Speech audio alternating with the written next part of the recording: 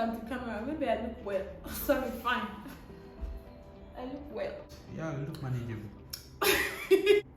I look fine, Abby. Yeah, we can manage it. Every day compliments. Yeah. Hi. Hi guys. Why are you shining your teeth? Probably I'm not even started. Hi guys, welcome back to my channel. Thank you so much for being here. If you're new, welcome. My name is Vivi Afolabi, and on this channel I film about pretty much everything from my faith to my family to my marriage, lifestyle, and all things goodness generally. So if you're interested in any of this content, do well to click the subscribe button, turn on the notification bell, and leave a comment down below if you end up enjoying this video. Thank you. So in today's video I have my husband here. Are you happy to be here? Yes, I am. Did you miss filming with me? No. Wow. Today's video is brought to us by African Loving. This is a conversation starter. It has over 300 conversation starters, love dilemmas, trivia and charades. So they sent me this package in December, and I just thought that it was going to be fun to film this video with my husband. So this is what it looks like on the inside. I hope you guys can see. So it has all these cards. These are a lot of cards. These are quite a number of cards. There are two types of cards, two sets of cards, but this is the one we're doing. The African Loving one is the one we were doing. The other one is quite political. I'm not sure I'm interested in that. Anyway, so I'm just going to shuffle the cards. Did you play cards when you were younger? Mm-hmm. Yeah, shuffle. Play the jackpots. I didn't play any of those things. I had a boring childhood. Okay, so we'll just take 5-5. 1, 2. Don't check yet. 3, 4, 5.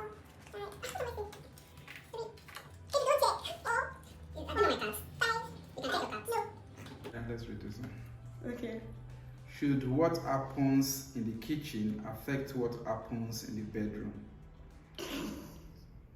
Thank God they're done answering it. That question is supposed to be you that would answer it. Okay, so let's see. Hold on. For you, it's what comes out of the kitchen. So should what happens in the kitchen affect what happens in the bedroom? Like, if the food is nice in the kitchen, you get a really delicious meal for dinner, should it affect what happens in the bedroom? I think yeah. I think no.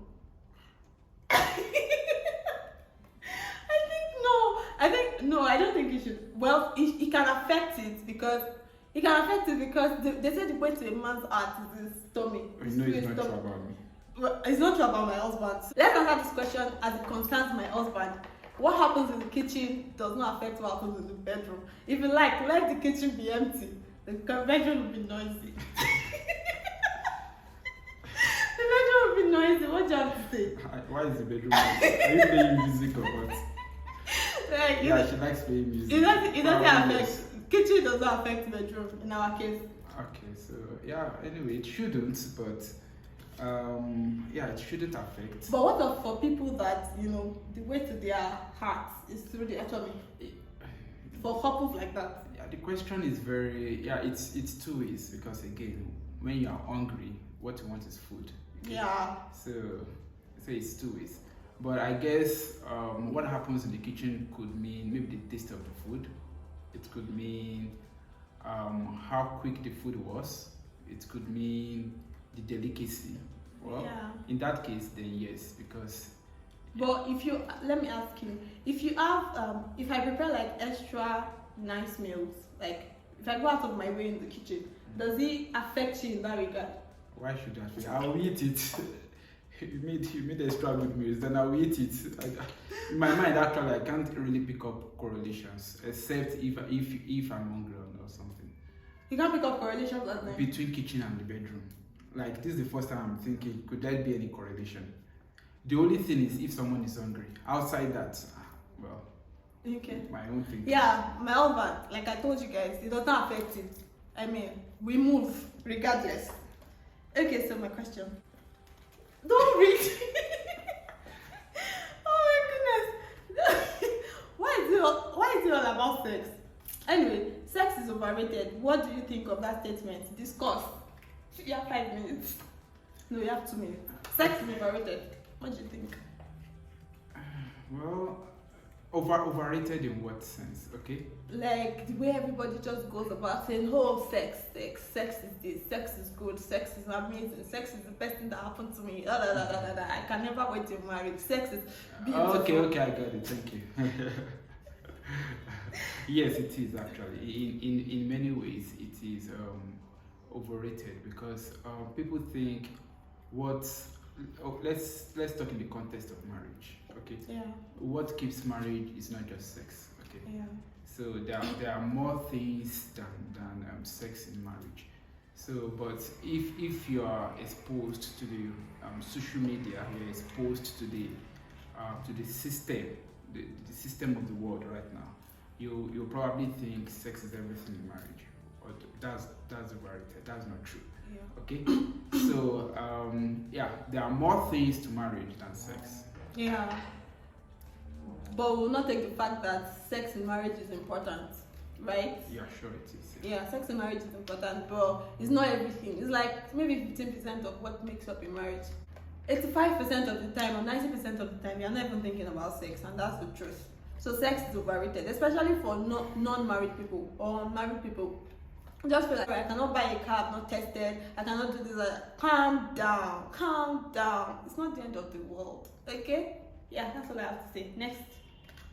How do you feel about being responsible for your partner's debts and loans? I don't know. Yeah, let me read it again. I'll read it. How do you feel about being responsible for your partner's debts and loans?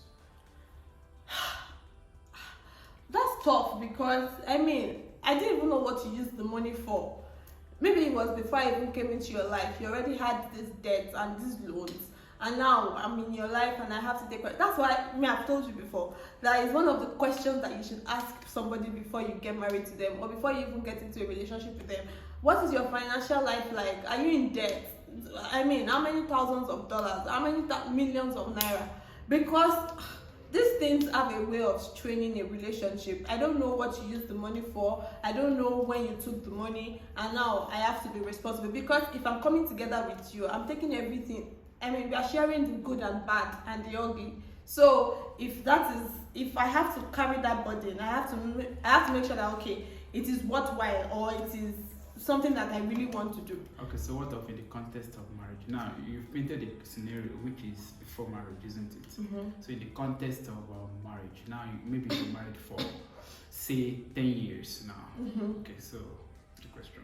Yeah, the question. Okay, so now you've been married, and my partner took a loan, and I feel like before he takes a loan, we have talked about it, we have discussed it. It's not like it's just springing up on me like a surprise. I know about this loan, and that means we are in it together already. So in that case, because we are married, we have the same financial purse. We have the same purse, right? So it is our responsibility. If I take a loan, it is your responsibility that we pay back. If you take a loan, it is my responsibility. It is also my responsibility that we pay back. Yeah. Yeah, so before marriage, let's think about it. But in marriage, we made the decision together, most likely. Yeah, in a good marriage, you make that kind of decision together. And yeah, we are both responsible for the loan or the debt. Okay, good. Okay, so your turn. Did I answer it well? Yeah, you did. You spoke my mind. I spoke your mind? Wow! It's good to know that we now think alike. Okay, so what will you never want to replicate from your parents' relationship? Discuss.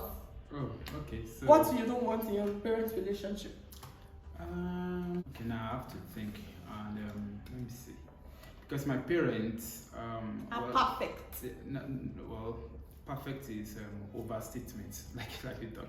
But they have a very good marriage. They have a fantastic marriage. So, however, it doesn't mean that there are things. It doesn't mean that you can't improve on some other things. Okay, but actually, their marriage works for them. It works for them.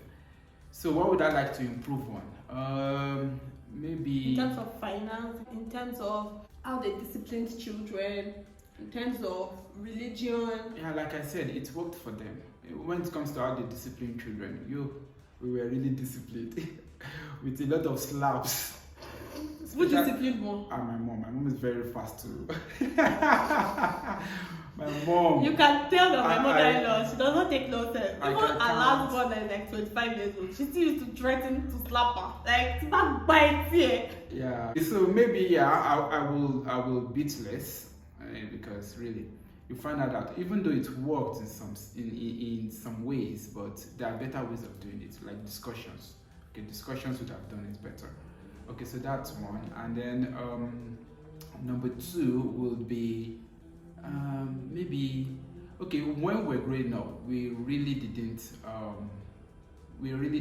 travel.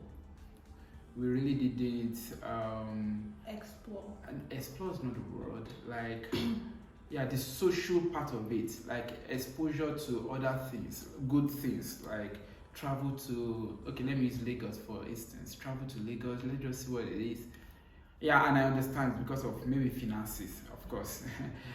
Traveling is like at the base after many things have been settled. Yeah. So yeah, because it's part of learning. It's part of learning. For most of us, we didn't even get to travel out of Ibadan till when we were a lot university. Yeah. So Yeah. I would like to improve on that. Yeah, my parents and I actually have a great marriage. Like I lived with them for like a couple of weeks, and I mean they eat together till dates. If one person is not around, the other person will wait for the other person to come back, even if it's 10 p.m. Okay. Yeah. You know, yeah, I would have eaten. I would have eaten the first round. Maybe I will not eat the second round when you come back. You're supposed to improve on your parents' marriage. You are going down. Sure. How is delaying the food? How is it part of it? Are you not supposed to wait? Every good thing you saw in your parents' marriage, you should take and wait, improve on it. Wait. What's the definition? So, I'm hungry. Okay, there's food. Okay, it's 6 p.m. I know you're not going back. What would your dad do? Wait, is my dad my God? Wait. You should have been, what would God do? What would your dad do? God is not married. What would your dad do? Well, my dad would have, yes, waited for my mom till like 10 p.m., 11 p.m. and then eat. But I know that eating 10 p.m., 11 p.m. is not hygienic. It's not the best, unless I was pot belly. So I will eat 6 p.m. But I will wait for you 10 p.m., 11 p.m. And when you come back 10 p.m., 11 p.m., I can just taste a little so that. Wow! What was wow? This is well. Anyway, are you enjoying this? Yeah. Okay. Does the sickle cell status of your partner matter, and why? Sickle cell status. Yeah, Okay. assuming that you're AS and I'm AS. We are both sickle cell carriers. Okay, no, there are different scenarios. Okay, so let's start with the AS stuff, right? Mm-hmm. It does matter because again, you want to be careful about your children. Okay, it's a lot of trauma, you see, both for the parents and the children, for you to have such SS, isn't it? SS cases and all of that. So yes, it's something that should be discussed, and it's something that you want to be sure even before you go ahead. I mean, there are other options. There are many options. Okay. Like find somebody else. Oh, well, didn't you say partner in marriage? No, this one is not necessarily not marriage, because this is a topic that you have to discuss before marriage. Yeah. So it's a very yeah. I mean, I should be the one to answer this question because I have experience. I ended the whole relationship because of this. It matters a lot. You don't want to bring children into this world to suffer. It's not worth it. It is never worth it. It can never be worth it. So please, if you are both AS carriers, please move on. Cut that relationship. I know it is hard. Trust me. If you want me to give you the gist, I will give you. But it is never worth it, okay? It matters a lot. Cut that relationship. Thank you very much. Yeah, next. Okay. Does a pattern of recurrent divorce in a partner's family matter? A pattern of recurrent divorce in a partner's family, does it matter? Well, I don't think it does, because, I mean, I'm going to talk as a Christian. I know there is a way these things can psychologically affect you. You feel like, oh, there is this reoccurrence of broken marriages in my family, so probably I'm going to have the same, or the same is going to happen to me. But it doesn't have to be. I mean, if you want it to work, it will work. If you don't want it to work, it will not work. Study what has caused divorce in the previous relationships and make sure that you do better on those things. You improve on those things. You don't repeat the same pattern basically. But I don't think that it should affect you as a person. You are not your parents, you are not your auntie, you are not your uncle, so it doesn't have to affect you. If you want it to work, it will work. Simple. What do you think? So yeah, I think so too, because just like a good marriage in your family does not guarantee that you having a good marriage. You have a good marriage. Okay, but you can learn from the good marriage. So in the same way, a divorce that is recurrent in a partner's family does not mean you are also going to experience a divorce, but you should learn from them. You can learn from them. So yeah, especially when you now become a Christian. Okay, so you have an advantage. You have the help of the Holy Ghost. Share your worst experience, your worst memory from childhood. Oh, that's my question, right? Worst. Something that when you remember you don't like.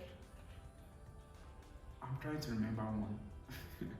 Oh God, you don't have worst memory from childhood. Nah. Okay, let me just share this one. Well, so that I have something to say.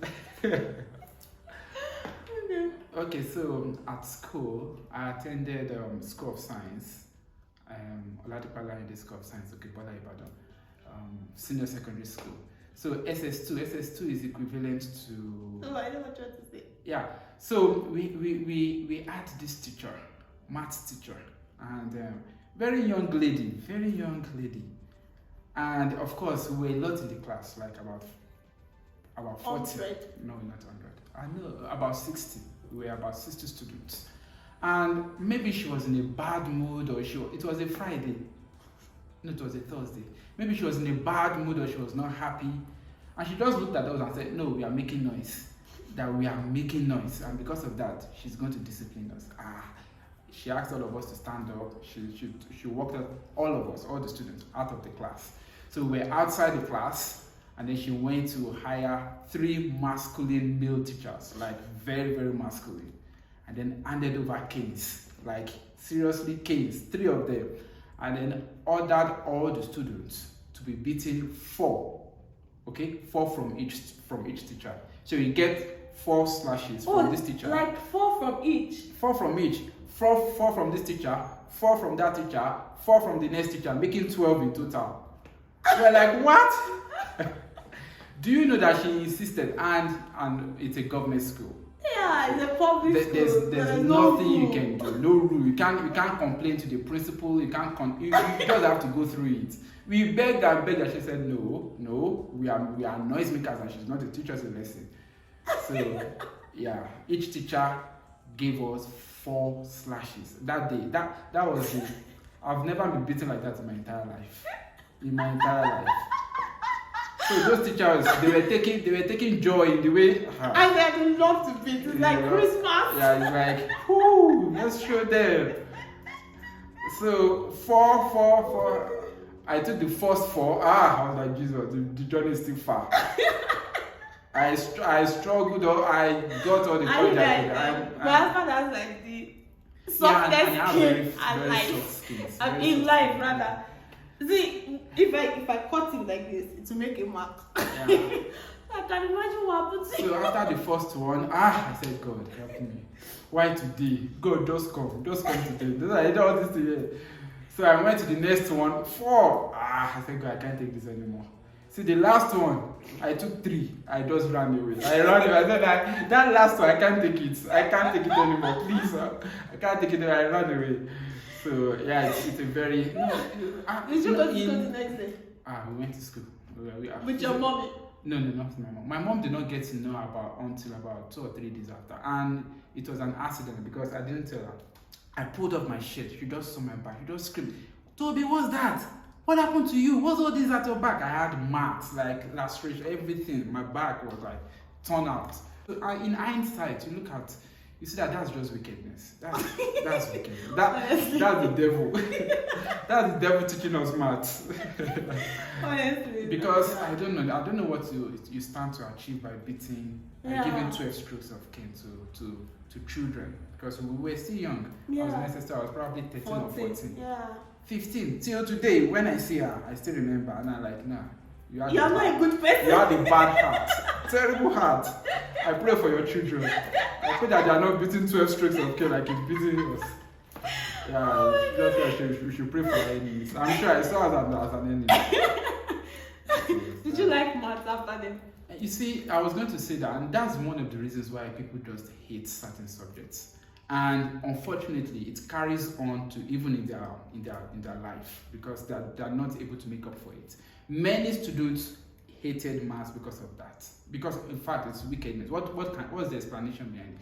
So after maths, we had economics. That was the next subject. We were just sleeping. Imagine 60 students just sleeping. The economics teacher had to shout, "What's the problem? Why is everybody sleeping?" He said we were beating. So is that my problem?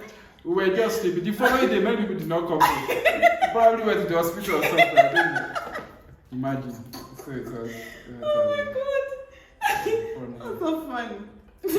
Yeah, next. Baby, I don't understand how you still have 3 questions, but I have just 1 left. I have to now. Upon getting pregnant, the husband asks for a DNA test before the birth certificate is signed. Discuss. Well, that can never be us. But I feel like when a man is asking for a DNA test, it means there has been a pattern. Just do it. I mean, what's the point? Just do the DNA test and move on. But baby, no, it can never be the same. The relationship can never be the same. Okay. But it can't be the same either way if you don't do the DNA test. Well, if you need a DNA test, that means you don't really have a good relationship. There is no trust in that relationship. Don't if there is no trust in the relationship and they're asking for DNA test, just do it. Just do it. Don't drag matter. Don't fight. Sorry. And turn to God to repair that relationship, because anyway, I don't understand though. They said your priest, I don't know, your priest has the same dream as your mother, that your partner beheaded you. Is this an issue, or how would you resolve it? Number one, what are you doing with such a priest? Okay, is my question right? Yes, I can answer. What are you doing with such a priest? Word of knowledge. That's word of knowledge nonsense. Prophecy. That your partner beheaded you, and the priest told you or told the mom. No, the mother had the same dream. But how did we know that the priest had that dream? And maybe the mother went to the priest and said, "Ha, I had the dream." And the priest said, so I had it's the same dream. Yeah, he's a priest. Okay, so this is a very funny question. Is this an issue? And it's not an issue. Okay, it's not an issue. I preach, pastor. I should preach. Yeah. Because it's just a dream. Okay. In fact, number one, my question is, what kind of priest is this? Okay, and I still understand the mother, because out of a lot of concerns, maybe the husband has been showing some. Out of a lot of concerns, the mother can have some funny dreams, but the priest should know better. If truly is a priest, he should know better. He should know better. So in this case, okay, let's paint a scenario. Well, the truth is, this dream will not help anybody. It won't help. It won't help the family as it is now. If the dream, hey, my son, my daughter, I saw that your husband got you beheaded, it won't help their marriage. Okay, there are better ways of resolving the issue. So is this an issue? Not really. How do you resolve this? You should call the husband and the wife. I don't think you need to tell them the dream, okay, and try and find out what's going on with them. Yeah. So. And the fact that you saw that it was bearded, it does not mean it's going to be literal. It might just be that, okay, maybe all is not well. Yeah. So just call them, as of course you are a parent, so you should call them, find out how, if they open up to you, good, and if not, just pray for them. Yeah, don't, because again, it's their marriage, not yours, right? Pray for them. Pray for them. And help them as much as you can help them. But don't help based on that dream that you got someone bearded, unless you get into trouble. Okay. Last question. Hey. Baby, are you sure I started? I think it started. How come? When is abortion okay? So that's the question. When is abortion okay? Okay, abortion is okay when, I mean, don't come for me, I'm just gonna say my mind. Anyway, abortion is okay when you don't really want the baby. I mean, if you cannot care for a baby, why do you have to have the baby, right? Abortion. I feel like I'm not answering this question right. Abortion is okay when maybe there is a problem with the child, and the doctors have told you that okay, this is a problem with this child. It's going to cause limitations for the child, and you don't feel like you want to go through that.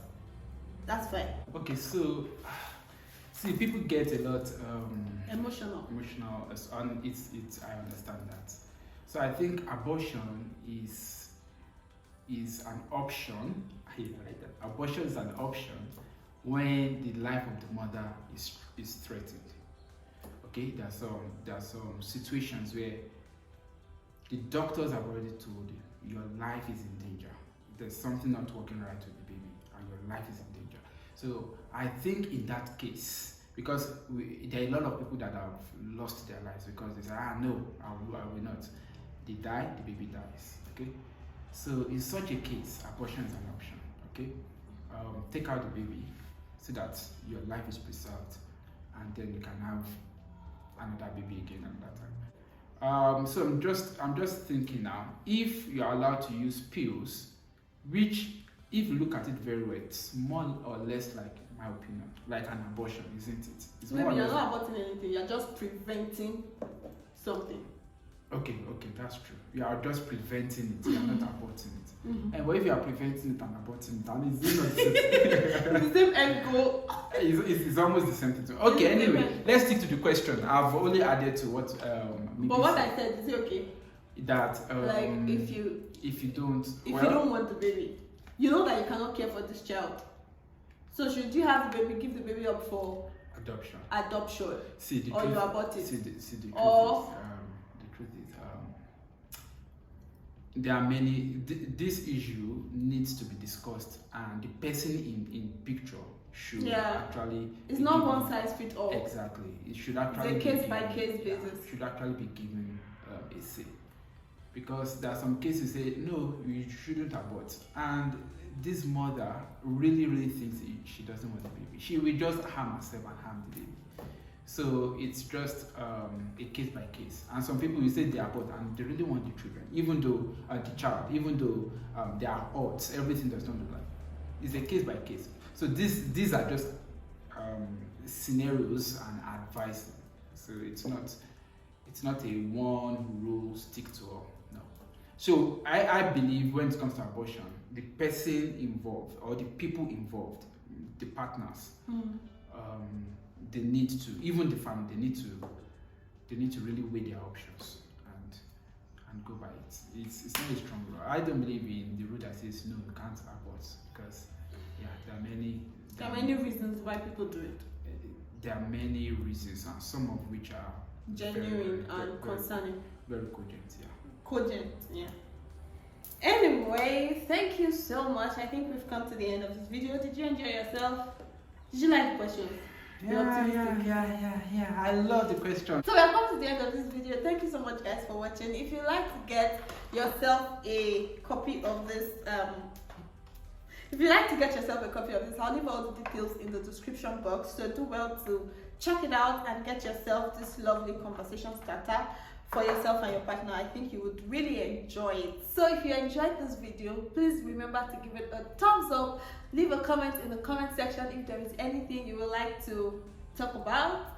And till next time I come your way, I hope that you do well and God bless you.